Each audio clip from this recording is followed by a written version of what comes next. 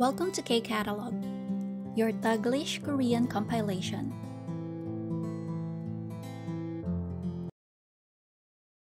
KIIT Level 1 Unit 10 ng workbook pa rin tayo. Nasa application part na tayo. Let's start with marahagi speaking. So again, yung instruction, daum 대화를 듣고 빈칸에 알맞은 말을 쓰세요. So, pakinggan daw natin yung conversation and then isulat daw natin sa blank yung tamang sagot. 그리고 말해보세요. And then, after sagutan, mag-practice ng speaking. So, babasahin yung conversation. So, pakinggan natin. 말하기 1. 다음 대화를 듣고 빈칸에 알맞은 말을 쓰세요. 그리고 말해보세요. 1. 잠시드 씨 아버지는 연세가 어떻게 되세요? 올해 70살이세요. 2. 아나이스 씨는 가족이 몇 명이에요? 6명이에요. 할머니, 아버지, 어머니, 언니, 저, 그리고 남동생이 있어요. Ayan, so pinaus ko saglit yung number 2 kasi marami yung sinabi niya. So, 할머니, sabi niya 6 sila, no? 할머니, tapos sino yung sinabi niyang kasunod after ni 할머니? Si 아버지, tapos si 어머니, and then si 언니. tapos sabi niya, 저, 그리고 남동생이 있어요. So, yan yung sabi niya. So, tuloy natin sa number 3. 3. 이링 씨는 언니하고 오빠가 있어요? 언니는 있지만 오빠는 없어요. 4. 라민 씨 할머니는 부모님하고 같이 사세요? 아니요.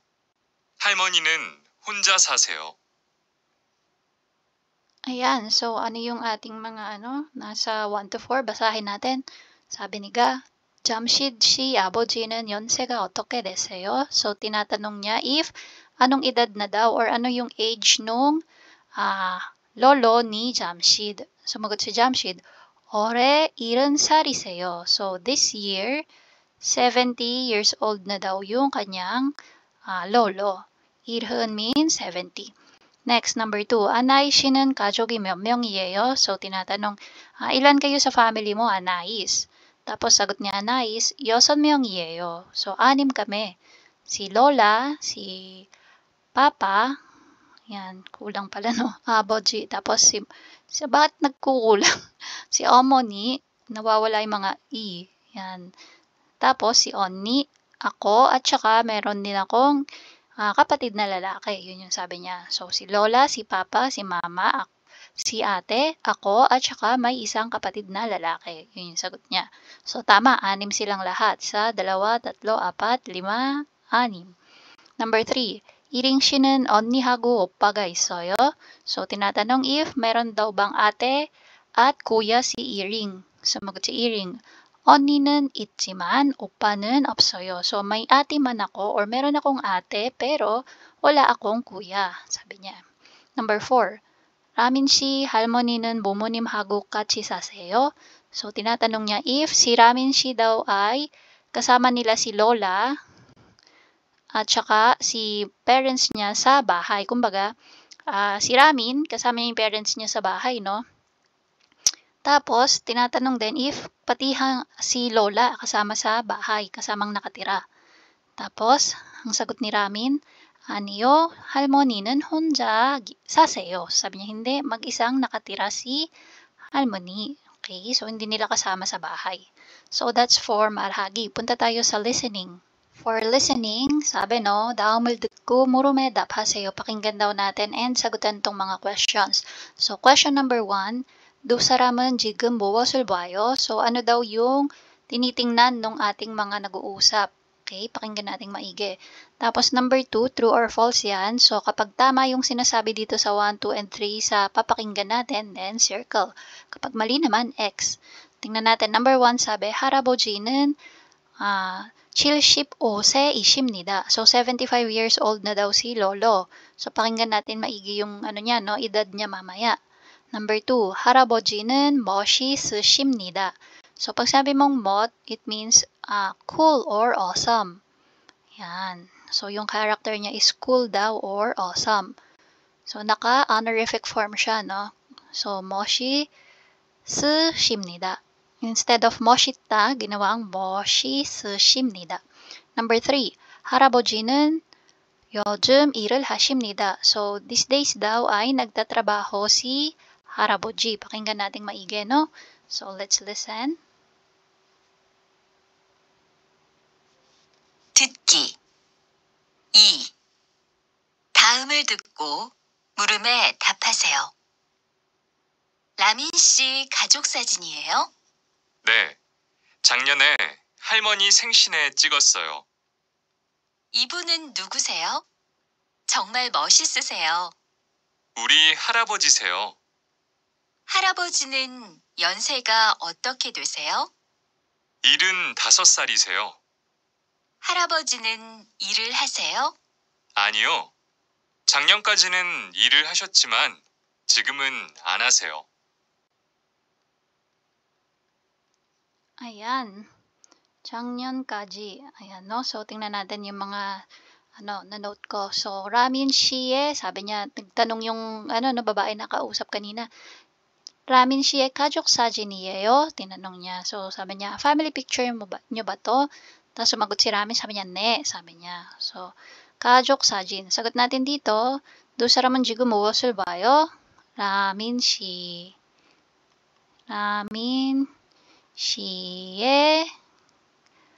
가족 사진을 봐요. Yan. So, ito yung magiging sagot natin for number 1. Tapos, dito sa true or false natin, 할아버지는 75세이십니다. So, ang nabanggit kanina na sinabi ni Ramin na age nung lolo niya ay 75살. So, 75살 means 70, tapos dasot is 5. So, 75, correct. So, circle ito. Number 2, 할아버지는 멋있으십니다. So, narinig ko na sinabi ng babae kanina na 정말 멋있으, ano yun? Paano yung pagkakabanggit niya? 멋있으세요, sabi niya. So, sobrang awesome daw or cool. So, siguro habang nakatingin sa picture, very stylish siguro yung yung lolo niya dun sa picture. Kaya nasabi niya na cool si grandpa. So, circle. And then, number 3, 할아버지는 요즘 일을 하십니다. So, dito, sagot ni Ramin kanina nung tinanong siya kung nagtatrabaho daw si lolo niya. Sabi niya, 아니요, 작년까지 일하셨지만, sabi niya. 일하셨지만, 지금은 일을 안 하십니다. Or 일을 안 하세요, sabi niya. So, ibig sabihin, X yung number 3 natin. Kasi sabi nga ni Ramin, aniyo, hindi na daw. So, hanggang last year lang daw nagtrabaho. Okay? So, that's for listening. For reading, sabi, 다음 글을 읽고 물음에 답하세요. Read the article and answer the questions. So, basahin muna natin yung buong article. 아나이 씨 가족은 모두 7명입니다. 할아버지하고 할머니, 부모님이 계십니다. 그리고 오빠하고 남동생이 있습니다. 가족들은 모두 프랑스에서 살지만 아나이 씨는 한국에서 삽니다. 아버지는 은행원이십니다. 어머니는 초등학교 선생님이십니다. 어머니는 아주 친절하십니다. 그래서 학생들이 어머니를 좋아합니다. 오빠는 간호사입니다. 병원에서 일을 합니다. 남동생은 고등학생입니다. 남동생은 운동을 아주 좋아합니다. 아나이 씨는 매일 가족이 보고 싶습니다. ano ba yung sabi dyan? First sentence. 아나이 씨 가족은 모두 7명입니다. So, lahat daw sila ng members of the family ay 7. Ayan. So, sa family ni Anais, ilan silang lahat? 7. 할아버지하고 할머니, 부모님이 계십니다. So, sinabi niya kung sino yung mga nandun, no, sa family niya. So, si lolo, si lola, tapos yung kanyang parents, ayan, 계십니다. So, ibig sabihin yan, buhay pa. Kasama niya na namumuhay, kumbaga, sa family nila. 그리고 오빠하고 kuya, 남동생이 있습니다. So, ilan na lahat yan? 1, 2, 3, 4, 5, 6, plus si Anais. So, 7 lahat, no? Yan. 가족들은 모두 프랑스에서 살지만 아나이 씨는 한국에서 삽니다. So, sabi, yung buong family daw ni Anais ay nakatira sa France. Ayan. Pero, si Anais daw ay nasa Korea. Sa Korea nakatira. Ayan. Tapos, 아버지는 은행원이십니다. So, sinabi niya yung trabaho nung father niya. So, si papa niya daw ay 은행원. So, sa bangko nagtatrabaho. Okay? So, accountant. 은행원 or sa bangko nagtatrabaho. 어머니는 초등학교 선생님이십니다. Si mother niya naman daw ay elementary teacher. 어머니는 아주 친절하십니다. So, si mother daw niya ay sobrang mabait or pag sinabi kasing 친절, friendly, no? Or pwede ding mabait. Yan. 그래서 학생들이 어머니를 좋아합니다. That's why yung mga students daw ay gustong-gusto si mother. Kasi nga mabait or friendly. 오빠는 간호사입니다. So, yung kuya naman daw niya ay isang nurse. 간호사. Okay? And then, 병원에서 일을 합니다. Saan daw nagtatrabaho? Sa hospital. Okay? He works at the hospital. 남동생은, so yung kanya naman daw kapatid na lalaki ay 고등학생, high school student. Ayan. 남동생은 운동을 아주 좋아합니다. So yung kanyang kapatid na lalaki daw ay gustong-gusto ang sports, undong. Okay, so sporty, kumbaga yung ano niya, yung kanyang kapatid na lalaki. Anais 씨는 매일 가족이 보고 싶습니다. So, si Anais daw, everyday ay nami-miss ang kanyang family. So, tingnan natin question number 1. Anais 씨 가족은 모두 몇 명입니까? So, yung family daw ni Anais, lahat daw ay ilan? Okay? How many are in Anais family? Ilan daw silang lahat? Nantok ako. So, then ngayon, 7. 7명. So, we can answer this with Anais 씨 가족은 모두. So, start tayo with this one. Tapos, dugtungan natin ng 7명. Okay? 7명입니다. Okay? So, 입니다 dapat yung ending ng sentence natin. Bakit? Kasi yung question natin is 입니까. So, since 입니까 yan, 입니다 yung sagot natin. Number 2. So, with 글의 내용과 같은 것을 고르세요. Piliin daw natin yung may same ng content doon sa ating sinasabi sa taas na article. Okay, with 글. Anais 씨는 언니와 남동생이 있습니다. So, si Anais daw ay may ate, 언니. And meron ding kapatid na lalaki. So, wrong. Bakit? Dito palang wrong na. Ano dapat to? Upa dapat yan, di ba? So, wala siyang kapatid wala siyang ate. Meron siyang kuya. So, dito pa lang, mali na siya. Okay, yusin nga natin yung sulat ko. Upa. Yan. Tapos, number 2. Anais 씨 어머니는 은행원이십니다. So, yung mama daw ba ni Anais ay sa bangko nagtatrabaho? Okay. So, hindi naman. Ang sinabi is si 아버지. Okay. So, dapat si 아버지 yan. Okay. So, that is wrong. Number 3. Anais 씨 오빠는 의사입니다. So, yung kuya daw ni Anais ay doctor. So, doctor ba? Wrong ulit. Ano dapat yan? Ganosa. So, nurse pa lang, hindi pa doctor. Ayan. Ganosa. So, asan yon? Andito. 오빠는, ayan. 오빠는 간호사입니다. Okay, 간호사. Tapos, yung kanina si 아버지, no? Ito, sa number 2. 사비, 아버지는 은행원이십니다. So, 어머니는 초등학교 선생님이십니다.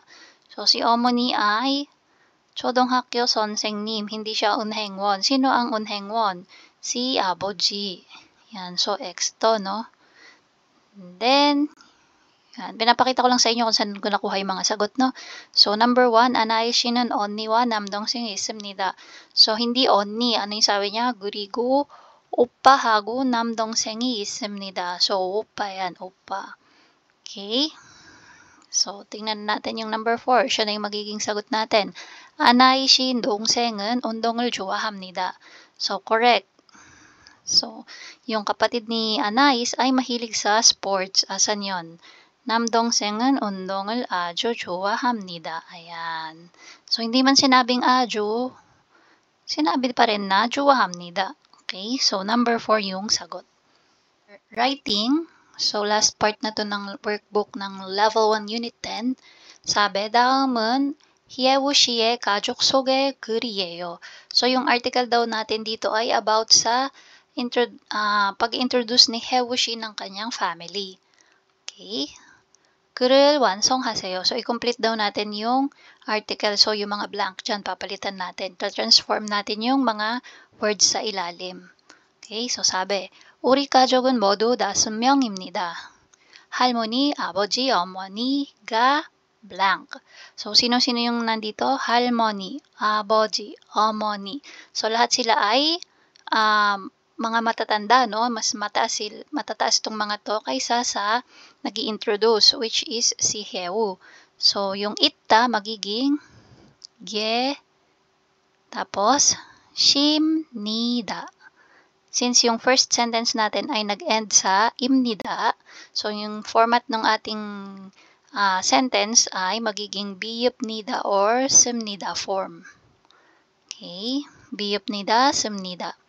So, 예십니다. So, yung 예시다 naging 예십니다.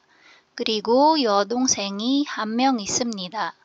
할머니는 연세가 많다. So, sino ulit yung sinasabi niya dito? Si 할머니.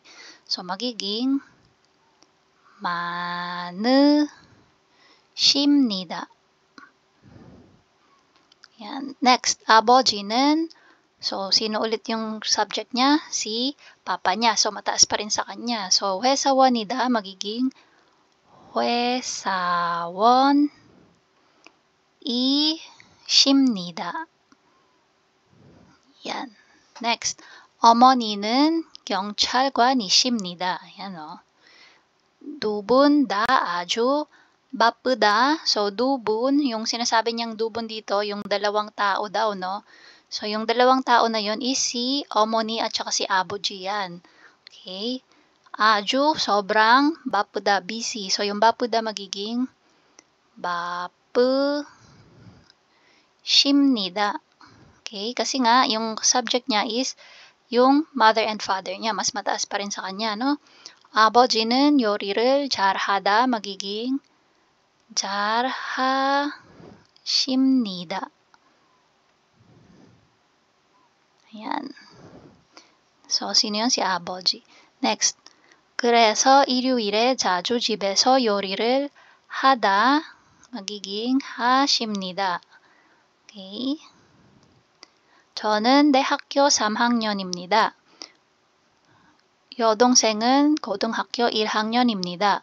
저는 노래를 잘 못하지만 여동생은 노래를 아주, so yung 잘하다, sino yung sinasabi niya dito? 여동생은, so mas bata sa kanya, no? And in terms of age, mas bata, and sa position din, si Haesoo ay ang ate. So, siya yung mas mataas. Kaya yung 잘하다 dito ay magiging 잘합니다. Okay? Walang 심니다 or 으십니다. So, 잘합니다. 여동생은 가수가 꿈입니다. 이번 여름에 가족을 만나고 싶습니다. Ayan. So, ano yung sinasabi dito sa article? Explain natin, no? 우리 가족은 모두 5명입니다.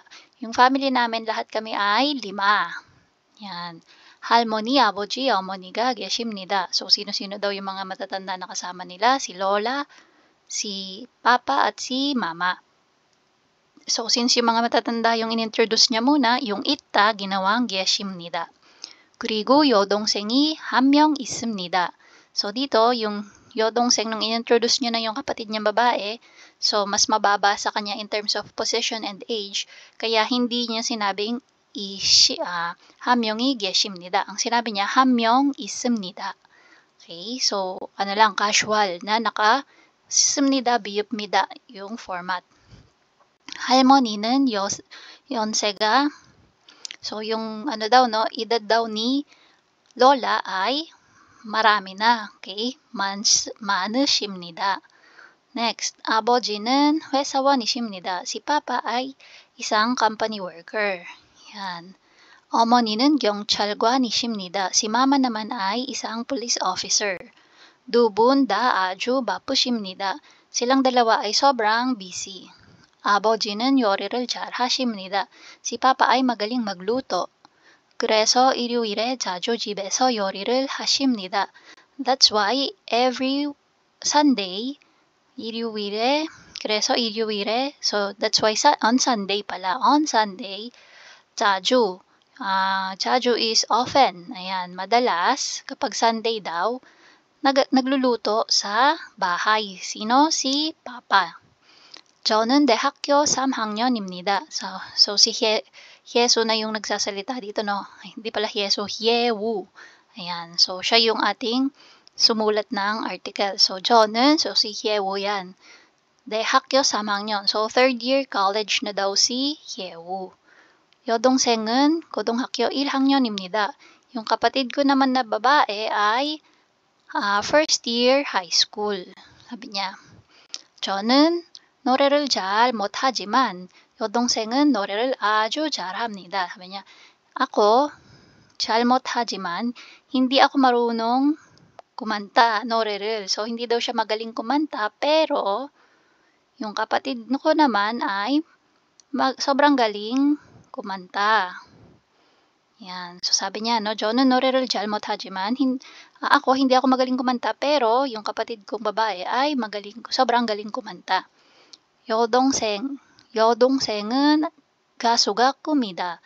So yung kanyang kapatid na babae daw, ang pangarap or ang kanyang dream ay maging gasu or singer. 이번 여름에 가족을 만나고 싶습니다. So this summer, gusto niya daw ma-meet yung kanyang family. Yan. So that's for writing. And that's it. If you find this video helpful, please hit the like, share, and subscribe button. So I still hope to see you in the upcoming videos, and again, thanks for watching.